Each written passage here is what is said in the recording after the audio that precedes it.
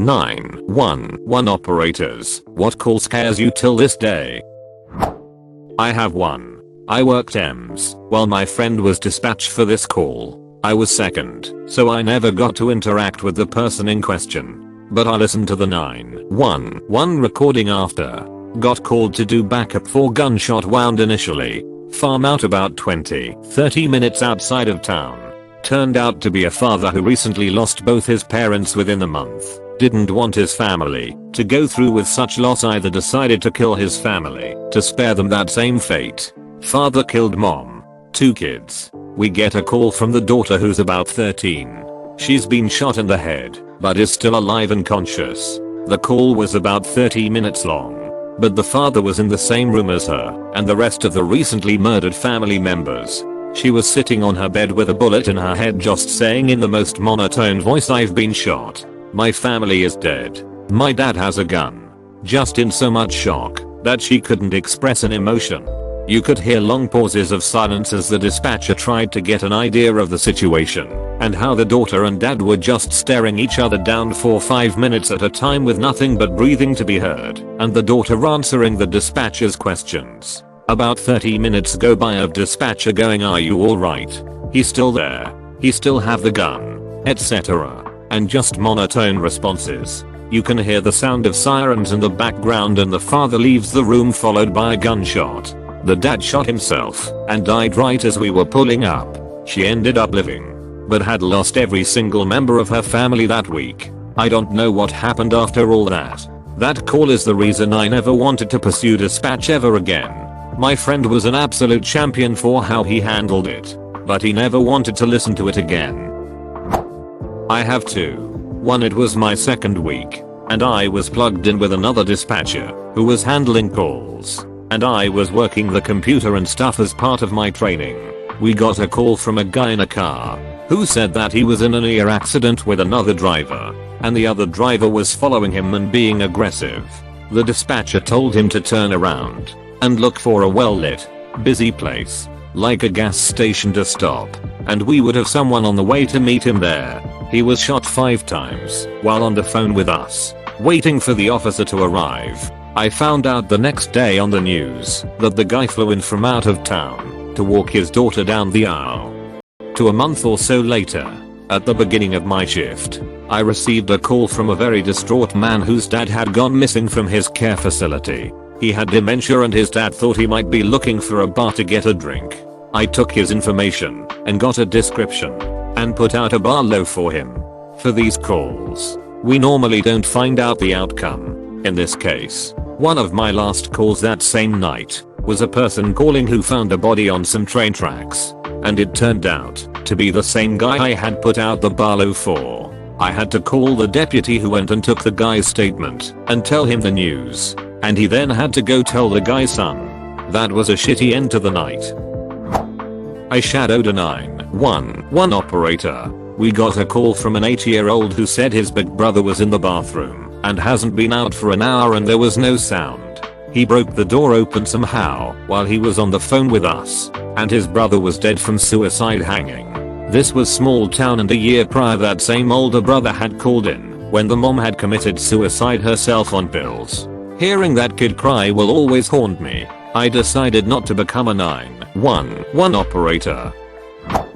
Not one specific call, but suicide calls where the caller has no interest in seeking help, but just wanting the police to find them before their family does. Knowing you're likely the last person to speak to someone, and there's nothing you can do to help, is pretty rough. A guy in my neighborhood killed his whole family, then called 911 and told them what he had done before killing himself. I always wondered what it was like for the person who took that call and the cops who showed up to find the scene. I knew the son pretty well. I was on my way to school that morning when the cops were rolling in and blocking off the street. Depends on the person taking the call. I could deal with the situations as they happened, but it started to wear on me after a few years, so I switched jobs. There were some people I worked with that walked off the job during training after taking a rough call for the first time. Then there are others that have done it for years and are either able to handle mentally or end up like those call takers that make the news sounding and caring. or impatient with people who are just trying to seek help on the worst day of their lives. That's the thing about PTSD. A person can be entirely alert and efficient in a moment of tragedy, but the wear and tear afterwards is torture. Foreman 911 operator here. Sometimes the calls that stick with you aren't the most physically traumatic. I once had a call from a 17-year-old kid who came home from a sleepover to find that his mother had moved. Just packed up his sister and everything in the house and left while he was gone with no forwarding address or information. She also turned off his cell phone that morning, so literally the only number he could call was 911. He was trying so hard not to cry, and his voice was shaking as he kept apologizing to me for calling 911. He just didn't know what else to do and had no other family. She also took everything, so all he had was a couple of things that he had taken to the friend's house. He told me his 18th birthday was in a couple of weeks and he literally had nothing. The officers that responded took him to a shelter. I think about him often, and I hope he's okay. Even if he was a kid who got in trouble or had behavioral issues, I can't imagine coming home to find your mother has abandoned you. This one truly got me. Absolutely heartbreaking. Pardon my French, but that mom's a bitch. I agree with your French. Not scared. Just kinda haunted. This past Mother's Day, I had a teenage boy calling because he found his mother overdosed and dead. The sobbing as he called out mom, mom, still makes me tear up. Worst one I heard was a kid who worked as a trauma nurse. He just kept repeating, I know what the duck I need to do, I just need help. Send me help. Didn't really scare me, but touched me deeply. Lady calls in. She stopped to visit elderly couple she knew because she had not heard from them. The elderly man had dementia. Apparently his wife died in her sleep days before, and he didn't realize and had been getting in bed with her nightly. My husband's uncle is a bachelor. He has a group of friends who meet every morning for coffee. They have a pact that if one of them doesn't show up without letting the group know he won't be there, the rest of the group will call an ambulance. They're in their 80s. Honestly, this is so smart because they will send help to anyone who needs it, but also it's really good incentive to get out of your house and meet up with your friends every day. Family member worked as police dispatcher, received a call from an elderly woman. Her husband had just been killed in their garage by an intruder. She heard it happening. She's wheelchair bound, but phone was next to her. She frantically begged my family member to help her. While he was on the phone with her, the criminal cut her throat. My family member stayed on the line 3 more minutes until cops got there. He could hear the sounds of the attack, her gasping and gurgling noises. He kept telling her help was coming and to hold on. Amazingly, he survived. Criminal was later caught. A 17-year-old who just wanted the thrill of killing someone and picked them at random. He's on death row now. It's horrible that people just want to kill for pleasure. Good to know that she survived. I wasn't, but my dad's longtime GF was a 911 operator. She was an absolute angel on earth, but she had the most heartbreaking stories. Worst I can think of was an older woman who called 911 because her husband had locked himself in their bedroom and refused to come out. Despite her begging and pleading, the lady exclaimed, he's in there and he has a gun. Please hurry. While the operator was trying to keep her calm and talk her down, she heard the unmistakable pop of a gun. I can't imagine the wailing on the other end of the phone after that poor lady had to listen to her husband committing suicide through the door. Every call where someone is reporting an unresponsive relative, some will let you walk them through the CPR process if they don't know it. Some won't. Every one of them, you hear the caller at some point pleading with the patient to not leave them. Most times they do though. Parents, spouses, children. I've had them all call. Never gets easier. I was a 911 operator. When I asked for the address, I got an angry man yelling, just get the duck in ambulance here. When I asked what happened, the caller said you don't need to duck in, know that. I just need to know what happened so I know who to send and what equipment to bring. Sir, just send a goddamn ambulance. My kid's having a seizure. Don't send any duck in police. Don't send police. Coming from a caller is basically them telling on themselves. Please send police. Because the patient or the EMS crew or both could be in danger. So I passed a note to my partner, who was dispatching Send PD. Extremely uncooperative caller. I tried my best to get through the rest of the questions. How old is the kid? Are they conscious? Are they breathing? Has the seizing stopped? Etc. I got nothing but verbal abuse. All I knew is that a pediatric patient had a seizure when the call started. There was yelling in the background. And there was some terrible yelling in the foreground. Put your hands up. Hey, what the duck, bitch. And that was it. Police had the caller. The patient ended up being a toddler who had been beaten to within an inch of their life by that arsehole. That was terrifying and sad, and I hugged my own kid a little tighter that night. As a paramedic, thank you. When we see notes like this on our CAT terminal, we are definitely not entering the residence until PD arrives. Not all dispatchers in all systems make notes of potentially hostile environments, and it's always better knowing beforehand if that's the kind of situation we are heading into. I'm going to do another one because this thread is a bummer and we all need a laugh. I assure you, not making any of this up. There was a ranch on the edge of the city limits in my area, right by a large park and swimming hole. That ranch had a variety of livestock, but they had an issue with their pygmy goats. Every few weeks we'd get a call because 100 little goats were roving through the park or down the street. One day, I took that call from a man in the park who had been chased by the goats into a porta potty. He was frantic, like screaming, "You need to send animal control out here right now." And all the while, I could hear two other prominent, repeated sounds, the whack of little goat noggins rattling against the plastic porta potty, and bleating. Malevolent, incessant bleating. What did those goats want? What would they have done had he not found refuge? We'll never know. Edit typo fix. Got a 911 call with just screaming. Nothing intelligible. Just the loudest screaming you've ever heard. I started officers to the house. Then a kid started yelling that her uncle was trying to kill her sister, and her grandmother. She started screaming again. There was a thud, and then no more sound. Officers got there, and a man walked out into the driveway and said, "I did it. I killed them." He was mentally ill and lived with his mother. She had been trying to get him committed, with doctors saying he wasn't a danger to himself or others. His 9-year-old twin nieces were visiting from out of state. He snapped that morning, bludgeoned them all with blunt objects, including a large vase. His mom and one niece died. One twin survived with extensive injuries. It was a horrifying call. I have two. One, a call from a male who stated he'd found his girlfriend's son unresponsive. Very frantic caller. He and the mother passed the phone back and forth multiple times while I tried to give various rescue instructions.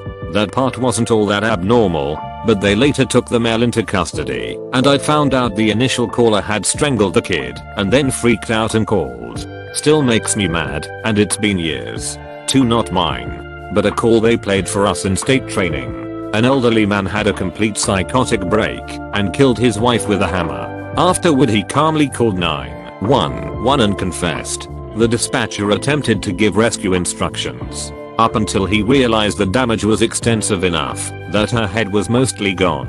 Several of the first officers on scene were violently ill because of how bloody the house was. Nearly 30 years ago, my grandma was a widow living in a Florida retirement community. The landlords allowed a man in his early 40s live in the community despite strict rules regarding age minimums. He ended up going on a drug-induced rampage, stabbing his son and girlfriend.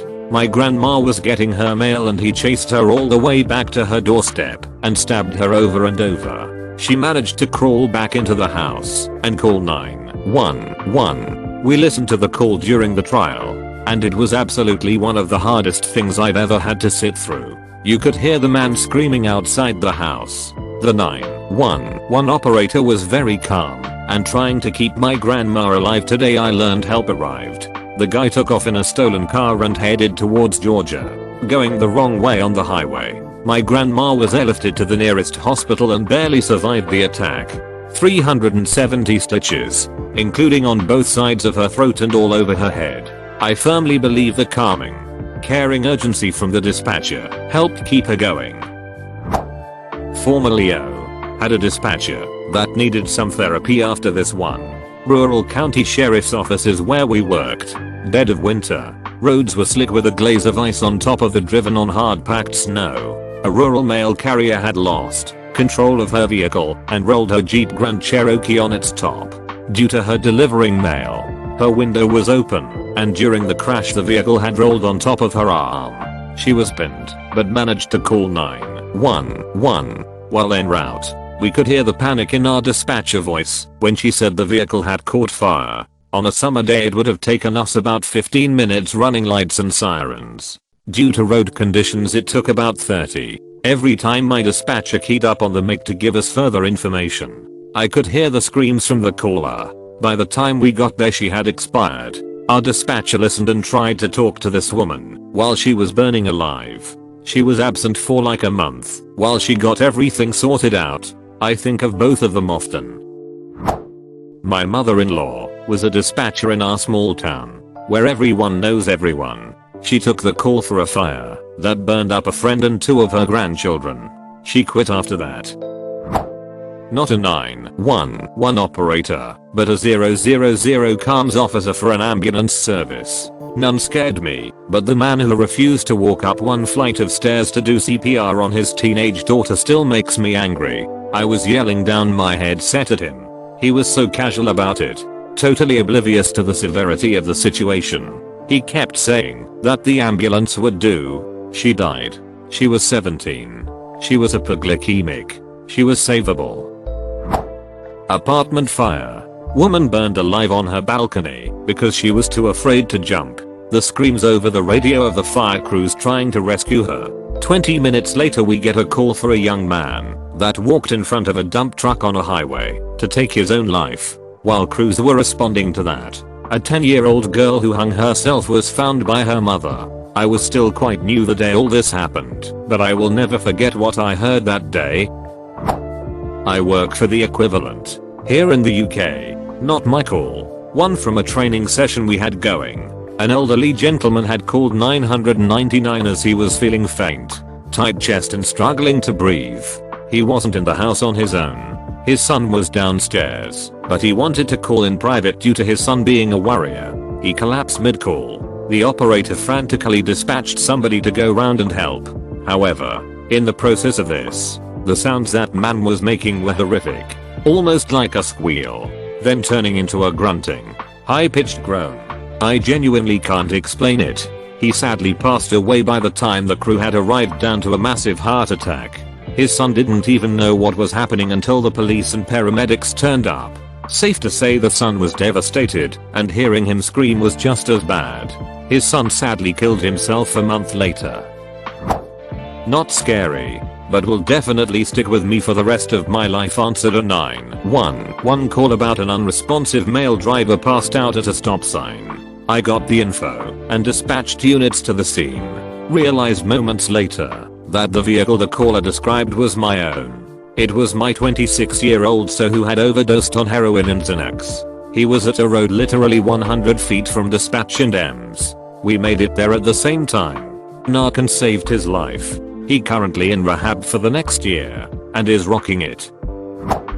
A woman I work with took her own father's VSA vital signs absent call. Obviously she had to hand it off. He did not live. I dispatched a drug overdose VSA to an address with apartment number. One of the guys was at the station and overheard the call. The first unit reported the patient was obvious deceased.